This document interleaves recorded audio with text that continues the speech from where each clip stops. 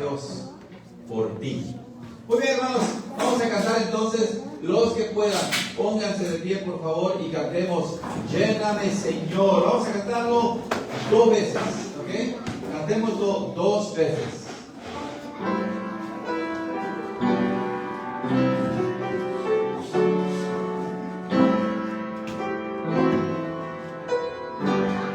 Vamos a cantar. Como el siervo busca por las aguas, así clama mi alma por ti, Señor. Día y noche yo tengo sed de ti, y solo a ti buscaré.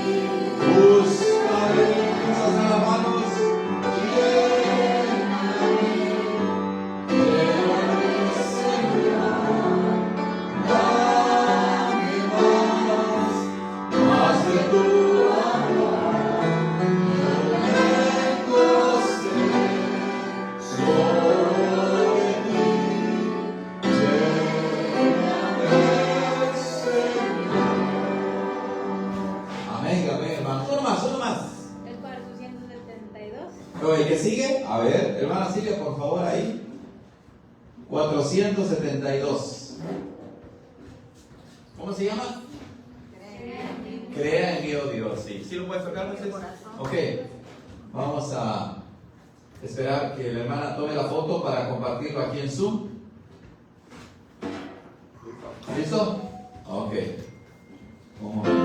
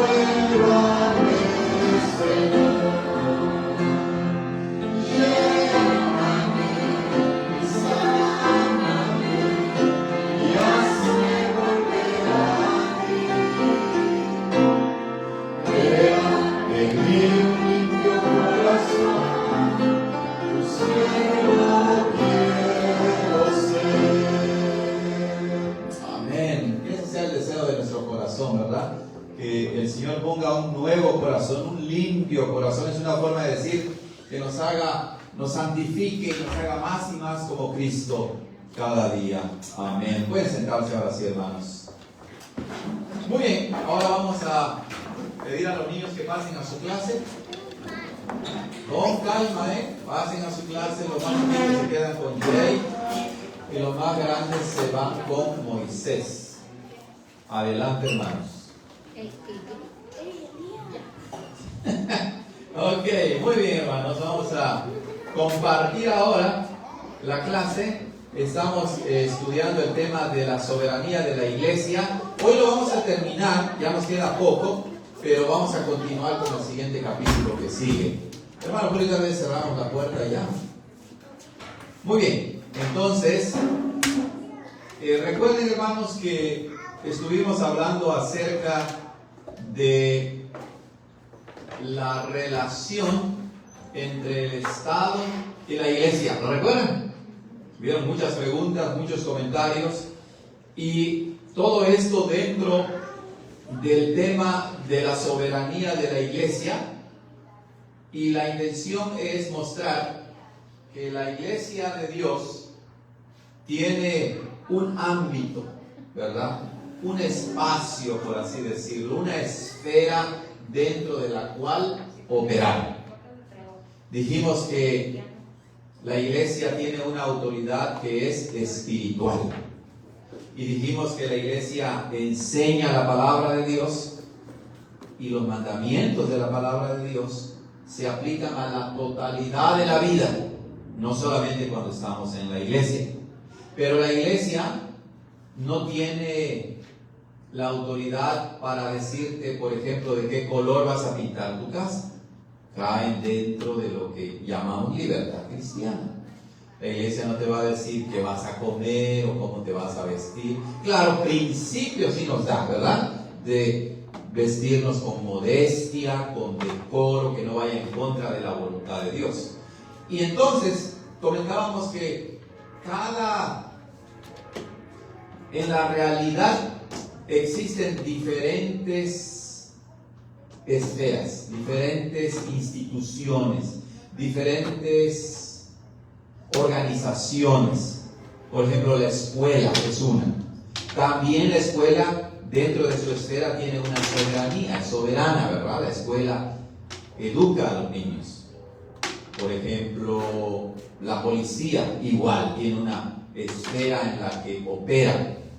¿Qué otra esfera podemos mencionar de la vida? La familia, exacto, la familia, ¿verdad?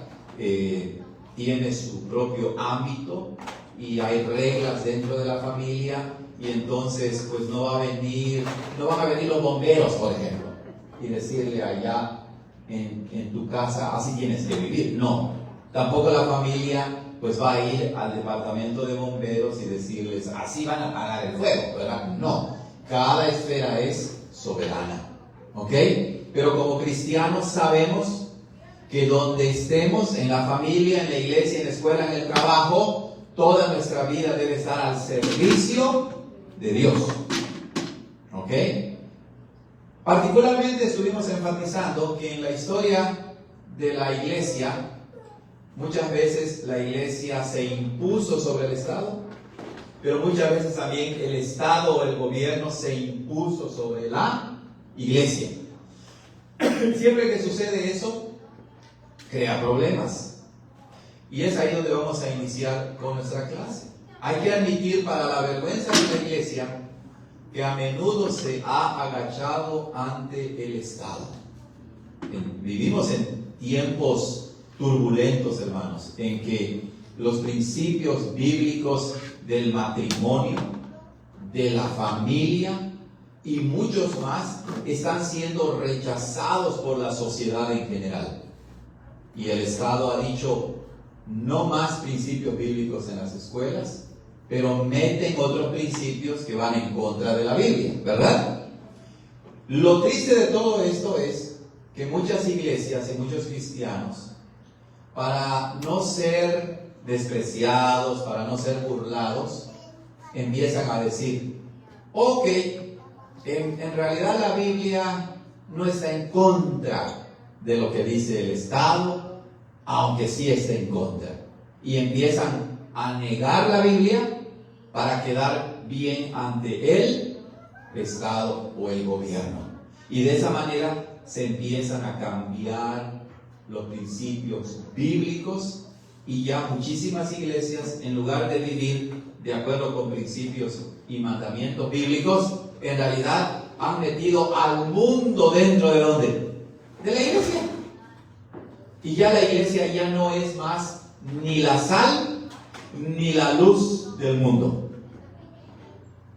Y ahora la iglesia es mundana en ese sentido, en que está dejando guiarse por principios del mundo que vive en rebelión contra Dios. Y entonces, muchas veces la iglesia, en la historia de la iglesia, se ha agachado ante el Estado y ha dicho: sí, está bien, señor Estado, vamos a hacer lo que tú digas. Y eso es lo que está pasando actualmente también. Muchas iglesias están haciendo eso. Cualquier grupo que sea, no importa qué grupo sea, pueden ser cristianos, pueden ser budistas, pueden ser musulmanes. En todas esas religiones, por la presión del Estado, muchos de ellos también empiezan a ceder. Y la iglesia no es la excepción. Lo importante es que Dios nos ayude para que nosotros no cambiemos la ley de Dios. Y nosotros no nos sometamos al Estado, sino nos sometamos solamente a Dios, que se revela en su palabra. ¿Recuerdan la historia de Hechos? Cuando las autoridades judías le dijeron a los apóstoles: no hablen más ni prediquen en el nombre del Señor Jesús. ¿Qué fue lo que el apóstol Pedro les dijo? Es más necesario obedecer a Dios antes que a los hombres. Eso fue lo que ellos dijeron. Tampoco fue fuerte, hermano. Vamos a voltear entonces. De repente, ahí tenemos. Ahorita lo vamos a ver. Okay. Muy bien, está fuerte. ¿Está muy lejos? Ok, pero sí me escuchan. Ok, muy bien. Entonces, no siempre fue así, gracias a Dios. Cuando David había raptado a Betsabé de su hogar y de su esposo Urías, ¿lo recuerdan? ¿Recuerdan esa historia? David cometió adulterio con Betsabé y luego se había desembarazado de él, es decir, se había deshecho de Urías, con lo que era realmente el asesinato. El profeta Natán, sin temor alguno, le declaró su pecado. A pesar de que David era el rey, él no tenía de parte de Dios la autoridad para mandar a matar a uno de sus propios soldados, cuando era uno de los más valientes y de los más fieles al ejército de Israel. Pero ¿qué fue lo que hizo Natán? Natán no dijo: oh, pues es el presidente, o es el rey, o es el alcalde de la ciudad, pues ¿cómo le vamos a decir algo? Como lo que ha sucedido en la historia, por ejemplo, cuando Hitler, ¿verdad?, en Alemania empezó a matar a judíos y a todo cuanto no le gustaba, porque su raza, la raza sajona, anglosajona, era la perfecta, la mejor. Bueno, la iglesia en Alemania también, no todos, gracias a Dios, apoyaban a Hitler. Pero vemos aquí que Natán, el profeta, Dios lo manda y le dice: ve y habla con el rey David. Y cuando el rey Acab, otro rey de Israel, perverso, había robado y asesinado a Nabot. ¿Recuerdan esa historia terrible, triste? En que el rey Acab vio el terreno de Nabot y dice que fue a Nabot y le dijo: véndeme tu terreno, te voy a pagar. Nabot le dijo: no, pues porque la tierra se las había dado Dios a los israelitas, a cada familia. Dijo: no te la voy a vender. Y entonces su mujer, que era la malvada reina Jezabel, la bruja Jezabel, le dijo: tranquilo, no eres tú el rey de Israel, déjame arreglar esto. Y arregló testigos falsos para que testificaran contra Nabot de que había blasfemado el nombre de Dios, y lo mataron. Y entonces fue acá y tomó la viña, el terreno de Nabot. Bueno, el profeta Elías, no echándose para atrás, ¿lo recuerdan? En forma resuelta pronunció sobre él y su casa los juicios de Dios. Una noble compañía de siervos de Dios ha seguido los pasos de aquellos profetas, pero dicha compañía nunca ha sido tan grande como debería haber sido. Es decir, en el mismo Antiguo Testamento encontramos ejemplos de que aunque el Estado y la Iglesia en el pueblo de Israel estaban muy entrelazados, muy unidos, había una distinción, y cuando los reyes actuaban de manera perversa, habían profetas y habían hombres de Dios que se oponían y decían: no, esto no debe ser así. Principalmente cuando los reyes de Israel querían cambiar la adoración, porque querían imitar a los babilonios o a los asirios, los profetas y los sacerdotes decían: no, no debe ser así.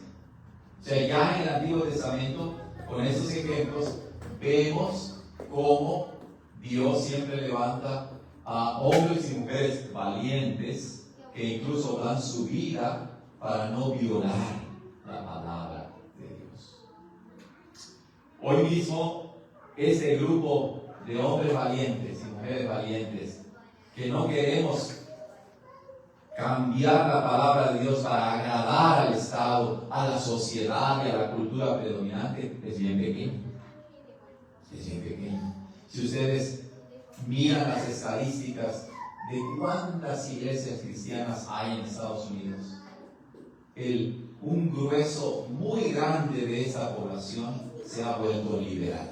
Es decir, han abandonado los principios bíblicos y ahora aceptan principios diferentes a los de la Biblia para la educación, para el matrimonio, para la familia y para muchas otras cosas. Pero siempre hay un remanente fiel, y Dios quiera que nosotros seamos parte, ¿verdad?, de ese remanente fiel que diga con respeto: no estamos de acuerdo, es más importante obedecer a Dios antes que al Estado. La iglesia de Dios debe levantar la voz, debe levantar la voz con poder contra la mentira, el robo, el soborno y el vicio que andan desenfrenados en las altas esferas. Pero ¿cómo la iglesia puede levantar la voz en contra de las injusticias? ¿Saben cómo, hermanos? Debemos empezar a hacer justicia, ¿dónde? En nuestras iglesias. ¿Y eso qué significa? Pues que debemos empezar a aplicar los principios en las familias, en nuestras casas. Si tú a tus niños les enseñas a ser honestos, pues cuando salgan a la calle van a ser honestos. Si tú a tus hijos les enseñas a respetar a sus padres, pues cuando salgan y vayan a la escuela van a respetar ¿a quién? A los maestros. ¿Pero qué sucede el día de hoy? Los maestros ahora tienen miedo de disciplinar a los niños o incluso de llamarles la atención. O sea, está patas para arriba, como se dice, todo de cabeza. Entonces, cuando nosotros como congregación local nos comprometemos a poner en práctica los mandamientos de la palabra de Dios, por familia, por matrimonio, es así como la iglesia se fortalece y es así como la iglesia en comunidad va a poder responder ante el Estado y con respeto decir: no, eso es lo que nosotros creemos. Pero ese grupo se va reduciendo cada vez más, cada vez más. La iglesia debe proclamar en alta voz que la justicia engrandece a la nación, dice Proverbios 14:34, mas el pecado es afrenta, vergüenza de las naciones. La justicia engrandece a la nación. Así es. ¿Cuántas injusticias se cometen, verdad? Como personas que vivimos aquí en Estados Unidos, por las noticias, ¿verdad?, y los medios de comunicación, nos hacen ver a todos los demás como los malos, ¿cierto? ¿No? Pero aquí en Estados Unidos hay también mucha injusticia. Hay mucha injusticia. Y la iglesia tiene que proclamar, y no solamente por quedar bien con un candidato o con un político, empezar a cubrir las injusticias y las maldades que comete. La iglesia debe decir, de acuerdo con Proverbios 14:34, la justicia engrandece a la nación. Ahora es más que tiempo, hermanos, que la iglesia llame a las autoridades al arrepentimiento y que en caso de no arrepentirse, que los discipline hasta el hecho mismo de la excomunión a aquellas autoridades gubernamentales que son a la misma vez miembros de la Iglesia de Cristo y políticos corrompidos, corruptos. Porque si hay políticos cristianos que por la presión de sus colegas en la política, por la presión de la cultura y de la sociedad, empiezan a ir en contra de sus propios principios cristianos. Es decir, en nuestra iglesia hay una persona que tiene un cargo público. Digamos que aquí en nuestra iglesia el alcalde de Shafter es miembro de nuestra iglesia y sabemos que es un ladrón y sabemos que es injusto con sus trabajadores. Bueno, hay dos opciones. El pastor y los hermanos dicen, bueno, mientras dé su diezmo y apoya aquí, pues nos tapamos los ojos y no vemos nada. Eso sería una injusticia y pecado contra Dios. Pero la otra respuesta es que aunque sea el alcalde, aún así sea el presidente, él primero está bajo el poder y la autoridad ¿de quién? De Dios, y tiene que vivir conforme a la voluntad de Dios. Y aunque sea miembro de la iglesia, uno tiene que llamarlo al arrepentimiento. Y aquellos potentados hambrientos de poder que ni temen a Dios ni respetan al hombre, sino que hacen consejo contra el Señor y contra su ungido, de acuerdo con el Salmo 2, diciendo, ¿se acuerdan del Salmo 2? Rompamos sus ligaduras, dice, y echemos de nosotros sus cuerdas, porque esa es una forma de decir en el Salmo 2 que los gobernantes, los líderes, no quieren nada con el gobierno de Dios, se quieren deshacer, no quieren someterse a su ungido. ¿Y quién es el ungido del Señor? Pues Cristo, el Hijo eterno de Dios. Él es el ungido, Él es el Mesías. A estos, la iglesia debe decirles que aquel que está sentado en los cielos, así dice el Salmo, se reirá. El Señor se burlará de ellos, y que si no honran al Hijo, los quebrantará con vara de hierro, y como vasija de alfarero, los va a desmenuzar. El Salmo 2, en la versión de la Reina Valera, dice que no honran al Hijo. En el original hebreo dice que no besan al Hijo. Y esa es la misma idea de honrar, porque antiguamente a los reyes, la gente que hacía, les besaba la mano como señal de respeto, de reverencia, de sumisión, de honra. Entonces, quien no bese al Hijo, es decir, quien no se someta al Hijo, el Salmo 2 dice que serán destruidos. Que la iglesia hable soberanamente del soberano Dios y del bienaventurado y solo soberano Rey de Reyes y Señor de Señores. Él es quien de verdad gobierna a la iglesia.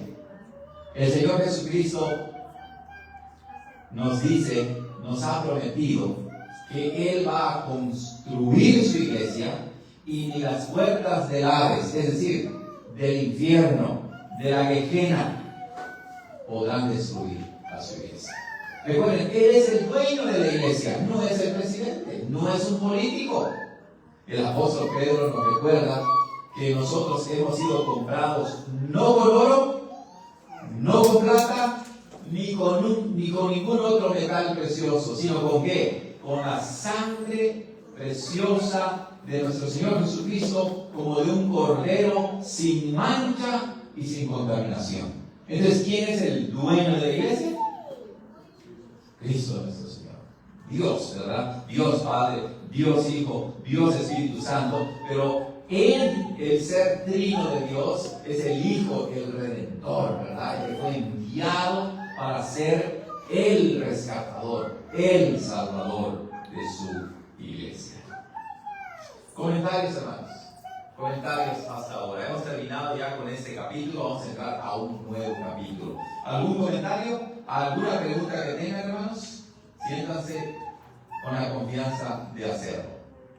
Hermano, adelante, hermano. Yo pienso, comentario, ¿verdad? Sí. Pienso que, como dice, que ahorita las iglesias nos estamos sometiendo al gobierno, ¿verdad? Porque yo digo que en todas las congregaciones son son pequeñas, ¿verdad? Y no estamos unidos. Entonces, cuando uno se encuentra en un grupo pequeño, se siente uno debilitado, ¿verdad? Porque como que le falta un apoyo de alguien más, ¿verdad? Para unirse, como en este caso, ¿verdad? Que vienen las votaciones, ¿verdad? Para estar unidos como en grupos, ¿verdad? Que hay a veces que muchos no tenemos el conocimiento de la política. Así es. Y pues vamos a votar porque vamos a votar. Así es. Y es algo donde nosotros como cristianos estamos fallando. Correcto, hermano. Aunque haya distinciones, ¿verdad? O diferencias entre los grupos cristianos, pero en lo esencial concordamos. Y en lugar de dividirnos, debemos unirnos. Hay muchas cosas de causa común en las que debemos unirnos, y una de ellas es esta, que debemos oponernos a la injusticia, que no debemos votar por personas que violan abiertamente la palabra de Dios y que quieren cambiar todo el orden de la sociedad. Imagínense. Ahora, ¿que será fácil? No será fácil, pero si lo hacemos así, Dios bendice a su iglesia. A veces existe esta idea incorrecta de que por el miedo a la persecución pensamos que la iglesia va a desaparecer, ¿cierto? Pero si ustedes leen el libro de Hechos, van a darse cuenta que los judíos, mientras más odiaban a los primeros cristianos, el Espíritu Santo más hacía crecer y prosperar a su iglesia. Dice que los judíos cristianos que recibieron el Evangelio fueron perseguidos. Pablo era uno de los más feroces perseguidores de la iglesia. Dice que no solamente en Jerusalén, no solamente en Judea, sino en todo Israel, en el sur, en el centro, en el norte, en Galilea, e incluso afuera del territorio de Israel, porque cuando Jesús lo convirtió, Pablo iba de camino ¿a dónde? A Damasco, ¿verdad? Lo que es el Líbano actualmente. Él iba allí con cartas de autoridad y de poder de los principales sacerdotes para arrestar a todos aquellos que eran cristianos y llevarlos a Jerusalén y matarlos y maltratarlos y echarlos a la cárcel. Y dice que cuando se levantó la persecución, todos los que huyeron, a donde iban predicando ¿qué? El Evangelio. Y la iglesia, en lugar de disminuir, crecía. Solo que nosotros, pues somos pecadores débiles y temerosos, y pensamos que si hay una persecución de la iglesia desaparecerá. Pero no, hermanos. Jesús lo ha prometido. Ni las puertas del infierno podrán destruir a la iglesia. ¿Me podrán matar a mí? ¿No podrán matar a nosotros? ¿Pero ya desapareció la iglesia? No ha desaparecido la iglesia. ¿Alguien más levantará un comentario adicional sobre este tema tan interesante, verdad? La soberanía de la iglesia. Entonces, hermanos, ¿cuál es el trabajo de la iglesia? De acuerdo con todo lo que hemos estudiado, de acuerdo con lo que ya sabemos, ¿cuál es el trabajo de la iglesia? Bueno, en el corazón de la iglesia está el trabajo nada más y nada menos de, como le dijo Pablo a Timoteo, predicar la palabra a tiempo y fuera de tiempo, enseñar la palabra y poner en práctica los mandamientos de Dios, los principios bíblicos, vivir con una cosmovisión cristiana, es decir, con una forma de ver y entender el mundo basada en principios bíblicos, que donde estemos la gente pueda decir, estos realmente son cristianos, como la gente de Antioquía de Siria. ¿Lo recuerdan en Hechos 11? Porque el nombre de cristianos, si ustedes recuerdan, no se lo pusieron los mismos cristianos a los cristianos, sino dice que en Hechos 11 que a los cristianos se les llamó cristianos por primera vez en Antioquía de Siria. Es decir, la gente los miró y dijo, estos realmente creen en Cristo. Y entonces un cristiano es un seguidor ¿de quién? De Cristo. No quiere decir que decían, oh, mira, qué hermosos son. No, ¿verdad? Muchos odiaban a los cristianos, pero la gente podía identificarlos y decir, estos son cristianos.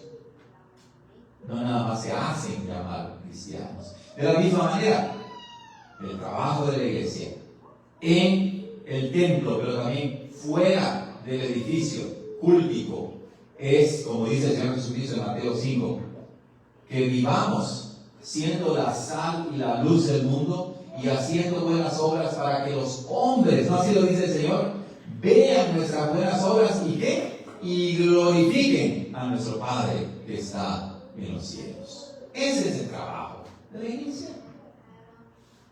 Para eso debemos leer la Escritura, amar la Escritura, aprender junto con nuestros hermanos y ir creciendo para realmente hacer una diferencia en la sociedad. Muy bien, comentarios son los finales para entrar a nuestro nuevo tema. ¿Comentarios? Si no, entonces vamos a entrar a un nuevo capítulo que se llama Los Escogidos de Dios. ¿Ok? Los Escogidos de Dios. Así se llama ese nuevo capítulo. Ok, hemos hablado mucho de la iglesia. ¿Quiénes conforman la iglesia? ¿Verdad? ¿Quiénes forman la iglesia? ¿Quiénes? Bueno, la iglesia consiste de los escogidos de Dios. ¿Cómo dice la palabra del Señor Jesucristo? Muchos son llamados, pero pocos son los escogidos. Así lo dice el Señor Jesucristo. Es más, cuando habla acerca de las persecuciones en el fin del mundo, dice que esos días de tribulación, si no se acortaran, por amor ¿a quién? A los escogidos. Pero si no se acortaran, dice, todos perecerían. Pero por amor a los escogidos.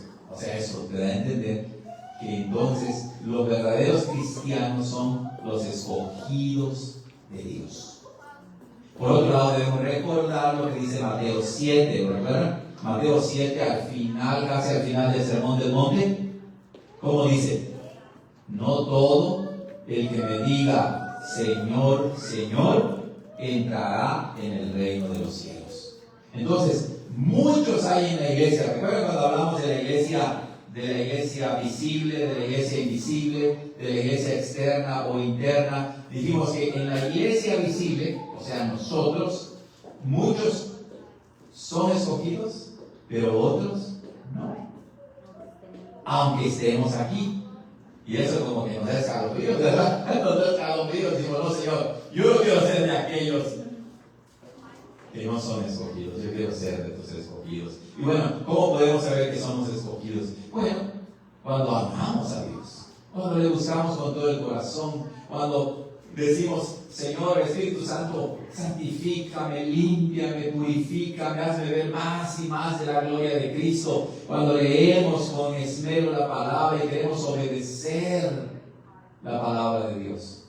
Es más, hoy estaba hablando con mi esposa y le digo, ¿sabes qué? Me siento muy mal. Me siento muy mal porque yo no soy perfecto.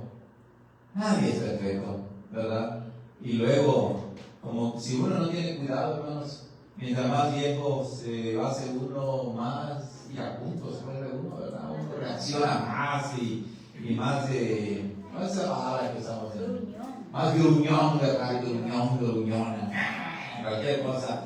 Y entonces, me siento mal, digo a mi esposa, me siento mal porque a veces no puedo controlar mi carácter. Y lo que oro y le pido al Señor que me ayude porque ves a otros hombres ya grandes o mujeres y dices, ¡ay! ¿Quién los va a querer, no? Y ya de viejos y gruñones y gritones y groseros y todo, ¿quién los va a querer? Pero entonces cuando tú sientes eso, cuando tú sientes ese arrepentimiento, Cuando te sientes mal y dices quiero cambiar, pero te das cuenta que tú no puedes cambiarte, entonces ¿qué es lo que haces? Dices, buscas ayuda, te refugias en Dios y dices, ayúdame, porque si no me ayudas, me hundo, como Pedro cuando caminó en el mar de Galilea por la orden de Cristo. Pero hermanos, cuando sucede eso, eso es señal de que aunque andemos en pecado y seamos rebeldes, Dios todavía tiene misericordia de nosotros. No nos ha soltado de qué, de la mano. Bueno, esas son señales de que somos escogidos de Dios. Cuando decimos que la iglesia estaba formada por los escogidos de Dios, no estamos diciendo que estaba formada por hombres y mujeres perfectos. No, de ninguna manera. De ninguna manera. Y tampoco estamos diciendo que nosotros somos los únicos escogidos. Exacto. Tampoco debemos pensar que esa nuestra iglesia pequeña es la única iglesia cristiana verdadera y todas las demás se van a ir al infierno. No, tampoco. Porque el Señor Jesucristo prometió, ¿se acuerdan en Mateo 28, del 18 al 20? Él dijo, toda autoridad me ha estado en los cielos y en la tierra. Entonces vayan por el mundo y bauticen en el nombre del Padre, del Hijo y del Espíritu Santo. Y he aquí, como dijo el Señor Jesucristo, yo estoy con ustedes todos los días hasta el fin del mundo. O sea, era la promesa de la presencia constante y permanente del Señor desde que Él subió al cielo hasta que regrese otra vez. Siempre ha existido el pueblo de Dios. Por cierto, no todos los que están en la lista de miembros de la iglesia visible fueron escogidos por Dios para la vida eterna. No todos. Por ejemplo, aquí en la iglesia tenemos nuestro directorio, ¿verdad? Su directorio, hermanos, está la lista de todos los miembros de la iglesia. Pues uno pudiera decir, bueno, aquí está mi nombre, ya fui escogido. No, es nada más la lista de los miembros de la iglesia. Pero no nada más porque esté tu nombre ahí, ya es salvo, ya es escogido de Dios. Pero claro, lo más importante, como dice la hermana, es que nuestros nombres estén escritos en el libro de la vida. Pero debe quedar claro eso. La fe, la salvación, no se compra. ¿Se acuerdan de Simón el mago? Que quiso comprar el don del Espíritu Santo y Dios lo castigó. La fe, la salvación no se compra. La fe y la salvación no se hereda. No porque mis padres van a la iglesia, automáticamente yo ya soy hijo de Dios. Hay una gran bendición cuando nuestros padres son cristianos, ¿cierto o no? Las bendiciones del pacto de gracia las disfrutamos también. Pero llega el momento en que cada uno de manera personal, como miembro de la iglesia, miembro del pacto de Dios, debe profesar públicamente su fe y decir, Señor, yo soy tuyo y me comprometo a obedecerte siempre con tu ayuda. Hay algunos dentro de la iglesia que son cristianos nominales y que nunca serán creyentes. Es triste. Cuando decimos cristianos nominales, la palabra nominal viene de nombre. ¿Okay? O sea, nada más somos de nombre cristianos. Dios quiera que no. Nunca serán creyentes. Ejemplos en la Biblia de cristianos nominales, ejemplos en la Biblia. Uno de los discípulos de Jesús, Judas, ¿verdad? Judas anduvo nada más y nada menos que con quién, con el Señor Jesucristo. Y él fue quien traicionó al Señor. Otro ejemplo. ¿Recuerdan algún otro ejemplo así de clarito? En el Antiguo Testamento, claro, ¿verdad? En el Antiguo Testamento, el pueblo, ¿verdad? El pueblo de Dios. Pero Dios los castigaba, ¿no? Y los destruía. Los escribas y los fariseos. No somos hijos de fornicación. Abraham es nuestro padre en Mateo, en San Juan 8. ¿Y qué le dijo el Señor Jesucristo? Ustedes son hijos de su padre. ¿Quién? El diablo. Esos no están en el número de los escogidos. pero todos los verdaderos miembros de la iglesia de Cristo pertenecen a los escogidos. Y otra vez, yo no sé por qué no soy Dios. Solamente Dios sabe, en última instancia, quiénes son sus elegidos. Pero sí podemos tener señales de los cristianos que son escogidos de Dios. Ya lo dijimos. Fe y confianza completa en la sangre de Cristo, en su muerte y en su gloriosa resurrección, y que solo en Él hay perdón de pecados y vida eterna. Una fe que se aferra a Él aún en los momentos más difíciles. Un deseo de leer la palabra, de venir a la iglesia y querer aprender y estar con la comunión de los santos. ¿No así dice el credo apostólico? Creo en la Santa Iglesia Católica o Universal. Y después dice, y en la comunión de los santos. O sea, la verdadera iglesia, creemos en la comunión, en el compañerismo de creyentes. Entonces, cuando nos vemos, nos da que alegría, gusto, y dice, oh hermanos, qué bueno que estás en la iglesia. No entran y digo, a ver, ¿tú sí serás escogido? ¿O tú? No decimos eso, decimos, Señor, gracias que puedo ver a mis hermanos otra vez en la iglesia. Es posible que no haya otra enseñanza de la palabra de Dios tan impopular como la elección. Hermanos, la gran mayoría de iglesias no cree en la doctrina de la predestinación o de la elección. La gran mayoría de iglesias no lo cree. Inclusive algunos creyentes bíblicos y amantes de la palabra de Dios están listos para rechazar la doctrina de la elección. Aunque Jesús diga, muchos son los llamados y pocos los escogidos. Aunque Efesios 1 diga que hemos sido predestinados desde antes de la fundación del mundo. Aunque Pablo en Romanos 9 y 10 diga que el Señor de quien quiere tiene misericordia y al que quiere endurecer, endurece. Pero hay muchos cristianos que están listos para decir, no hay elección. Tristemente. Hay una parte donde dice, Cristo, si yo los escogí a ustedes, Exacto. ¿Qué es el verdadero amor? Dice el apóstol Juan.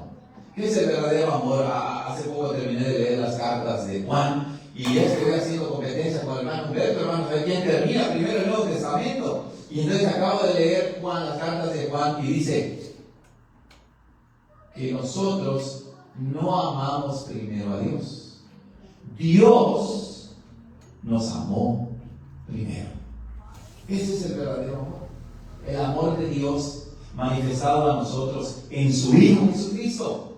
Para que tú puedas experimentar el amor de Dios, no eres tú el que vas a decir, ok Dios, te voy a hacer el favor de amarte a ti. No, es Dios quien te rescata y te dice, yo te amo, al grado que di a mi Hijo por ti, para morir por ti a pesar de que no lo merecías y rescatarte de tu miseria, de tu pecado, de tu corrupción. Cuando tú sientes eso y cuando dices, yo quiero de Dios, es porque Dios ya te amó primero.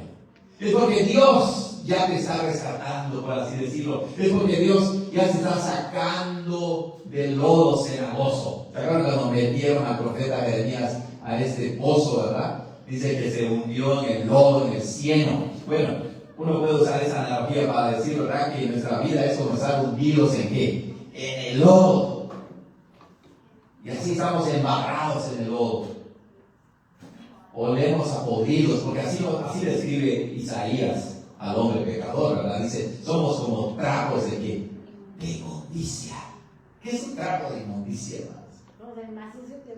Sí, ¿verdad? Un trapo ahí tirado que uno pisotea y se llena de lodo y de popó y de lo que sea, y hay un trapo ahí inmundo, sucio. ¿Quién lo quiere? Nadie. Pero saben, todos así somos delante de Dios. Pero Dios a través de Cristo viene y nos limpia y nos santifica y nos hace puros como su mismo Hijo Jesucristo. Amén. Impresionante. Hermanos, no solo se enseña la doctrina de la elección en la Escritura, sino que esa doctrina declara enfática y bellamente el amor infinito y eterno de Dios por los suyos. Así es. ¿Saben por qué? Precisamente porque el libro de Hechos dice, a ver, no tengo una Biblia aquí, hermanos. A ver, pásame la hija. Aquí no pasa. Porque en diferentes partes lo vamos a encontrar, hermanos. Vamos a leer, por ejemplo,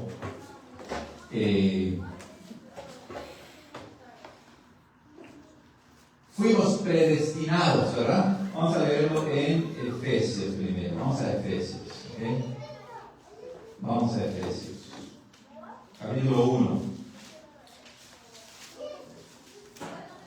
Y vean lo que dice allá. Efesios 1 es en la página 1236 de la Biblia de la Iglesia. ¿Ok?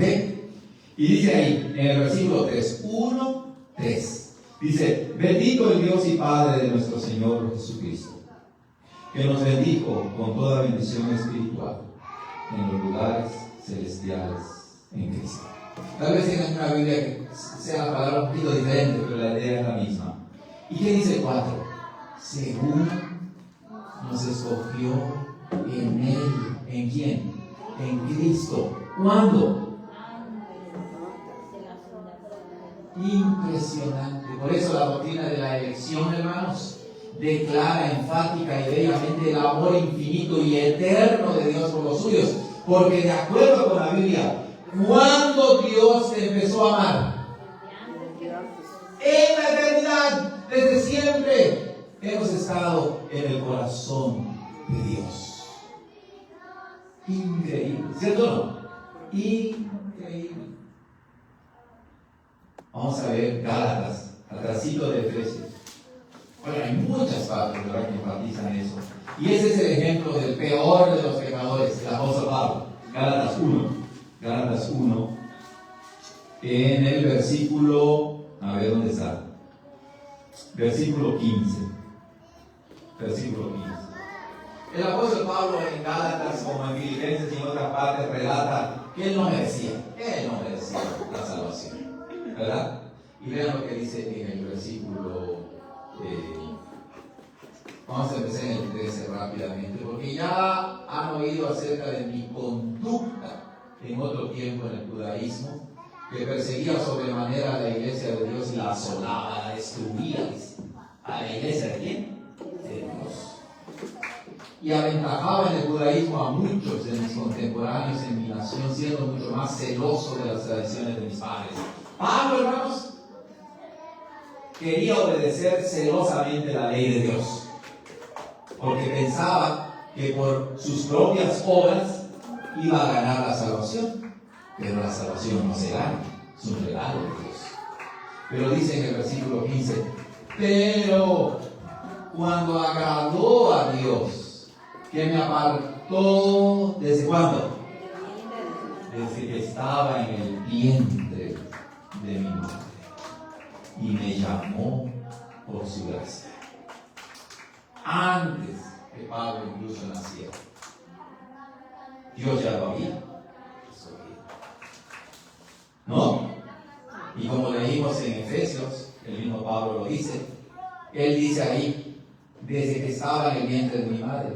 Pero en Efesios ya nos dijo que en realidad el Señor ya lo había amado, no solamente desde que naciera, sino desde antes que creara el mundo mismo. Ya Dios lo había amado. Y ese amor eterno se concretizó, se materializó en el tiempo y en la historia cuando Cristo llamó. Así podemos multiplicar las bases bíblicas que nos hablan acerca del amor eterno de Dios.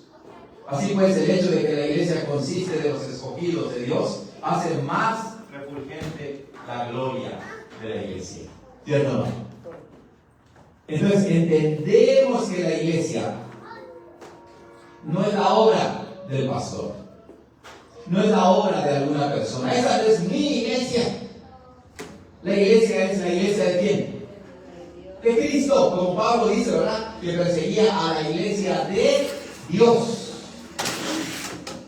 Cristo es el dueño de la iglesia. Pero cuando entendemos la doctrina de la elección, eso nos hace ser humildes. Y entonces decimos, Señor, no es por mi gran elocuencia, no es porque yo conozco mucho, no es porque yo hablo elocuentemente, soy un gran orador, es por la gracia de Dios. Es exacto, no porque digamos me porto bien, no. Es por la gracia de Dios. Claro, cuando Él nos llama y nos transforma, empieza a cambiar nuestra conducta. Cada día un poquito más. Cada día un poquito más. No piensen que ya dijeron, Dios me ha cambiado hoy, entonces ya soy perfecto. No, no, no. Recuerden que la Biblia habla de la vida cristiana como un nacimiento, ¿verdad? El nuevo nacimiento. Cuando un bebé nace, ya nace con dientes y bigotes y todo lo demás. No, a veces, ¿verdad? Pero la idea es que cuando nace es un bebé. Y ese bebé puede hacer algo por sí mismo. Así somos nosotros. Así tenga 20 años, 40, 50, los que tengas. Cuando naces por la obra del Espíritu Santo en el Evangelio, eres un bebé que empiezas a crecer poco a poco. Bueno, entonces, ¿quiénes son los que forman la iglesia de Dios? Los escogidos de Dios. Pero nuevamente, solo Dios sabe quién son esos escogidos. Podemos ver señales y decir, son cristianos. Pero desde otro punto de vista, del punto de vista de la iglesia externa, ¿quiénes forman la iglesia? Pues todos los que vienen a la iglesia juntamente con sus hijos, ¿verdad? Que dicen, creo en Dios. Pues externamente, visiblemente, todos nosotros somos miembros de la iglesia. Pero eso no es lo mismo que decir, todos los que estamos aquí somos verdaderos cristianos. Eso solamente lo sabe ¿quién? Dios. Supongamos que una congregación va a construir un templo, una casa de adoración. ¿Ok? El primer paso hacia la realización de tal proyecto es ocupar un arquitecto, quien dibujará un plano para el edificio y va a especificar qué material se usará en dicha congregación. Como el arquitecto de su iglesia, Dios el Padre la planeó desde la eternidad y especificó precisamente cuáles personas serían las que la compondrían. Él escogió de entre toda la raza humana para ese fin. ¿Por qué hablamos acerca de la iglesia como una construcción? ¿Saben por qué? Hay muchos pasajes bíblicos, pero vamos a Primera de Pedro. Vamos a Primera de Pedro, allá casi al final de la Biblia. Vamos a Primera de Pedro, Hebreos, ¿verdad? Santiago, Primera de Pedro, capítulo 2. Y entonces ahí, en muchas partes de la Biblia habla acerca de la iglesia como un edificio, ¿no? Pero ahí el apóstol Pedro dice en el versículo 4, Primera de Pedro 2, versículo 4, acercándonos a Él, quien es ¿qué? Piedra viva, desechada ciertamente por los hombres, mas para Dios escogida y preciosa. Y vean lo que dice en el 5, ustedes también, ¿como qué? Como piedras vivas, sean edificados, es decir, construidos como casa espiritual y sacerdocio santo. Ahí está. Bueno, de acuerdo a lo que estamos estudiando entonces, ¿quién es el arquitecto que pone las piedras en la construcción? Dios. Nosotros somos como piedras, ¿verdad? Que estamos siendo pegados, puestos uno sobre otro, estamos siendo construidos. No somos nosotros mismos, ¿verdad? que decimos, yo me aviento, ¿no? Para ser parte de esa construcción. Cuando uno dice, yo quiero ser piedra viva, es porque ya Dios te ha dado vida. Dios habló acerca de la iglesia del Antiguo Testamento como mi siervo Jacob. En Isaías 45:4 dice, mi siervo Jacob, e incluso dice, Israel mi escogido. Vamos a leer. Isaías 45:4. Isaías 45:4. Isaías 45:4. Dice ahí la palabra del Señor. Por causa de mi siervo Jacob y de Israel, mi escogido, te llamé por tu nombre, te puse sobrenombre, aunque no me conociste. Bella palabra, ¿verdad? El Señor le llama a su pueblo mi escogido, lo cual significa que no fue Israel quien escogió a Dios, fue Dios quien escogió a Israel. ¿Quién tiene Abraham? ¿Abraham escogió a Dios?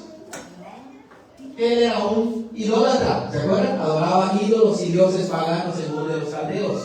Fue Dios quien lo llamó y le dijo, vas a salir de tu tierra y de tu parentela y te vas a ir a la tierra que yo te mostraré, de Tarazón. En la salutación o en los saludos de su carta a los Efesios, ya lo leímos, Pablo se regocijó diciendo, bendito sea el Dios y Padre de nuestro Señor Jesucristo, que nos bendijo con toda bendición espiritual en los lugares celestiales en Cristo, según nos escogió en Él antes de la fundación del mundo, para que fuésemos santos y sin mancha delante de Él, en amor habiéndonos que predestinados para ser adoptados hijos suyos por medio de Jesucristo, según que el puro afecto de su voluntad, simplemente porque Dios así lo quiso. Impresionante, ¿cierto?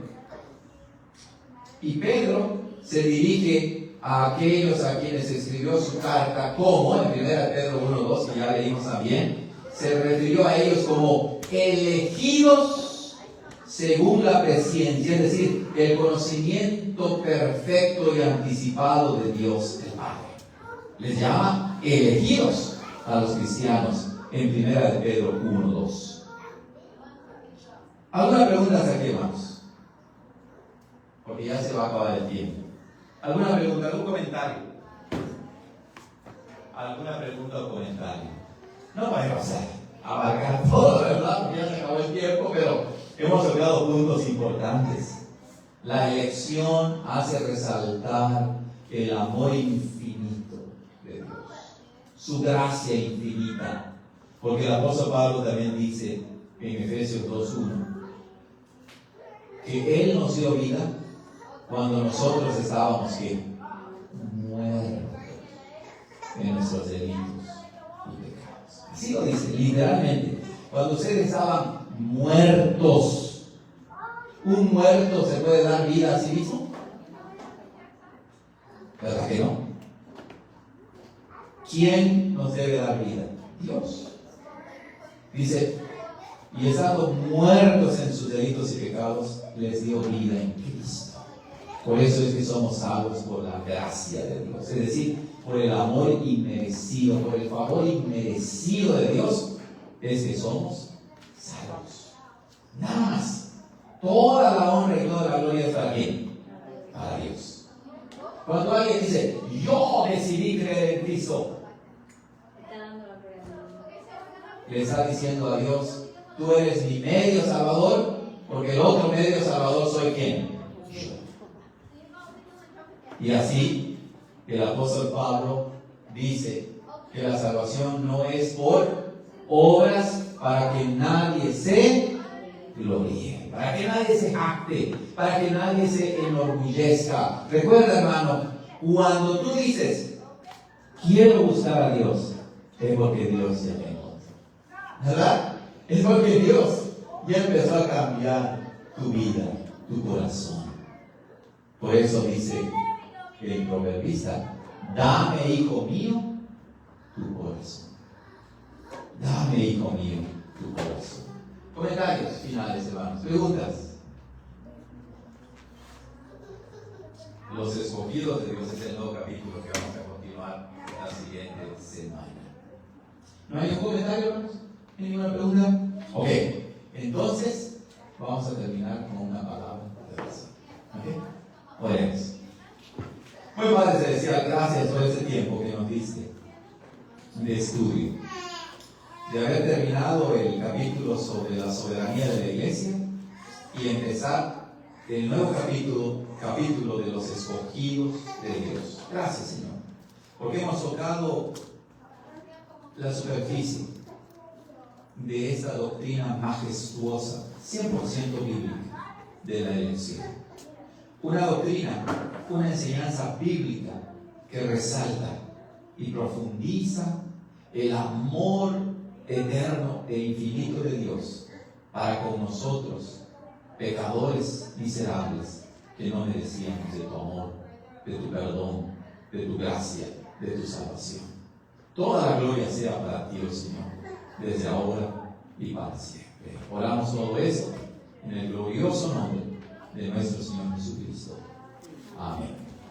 Muy bien, hermanos, hemos terminado con nuestro estudio y vamos a despedirnos aquí de nuestros hermanos que están por Zoom. Que Dios les bendiga, hermanos, y con la ayuda de Dios nos vemos la siguiente semana. ¿Ok? Bendiciones, hermanos.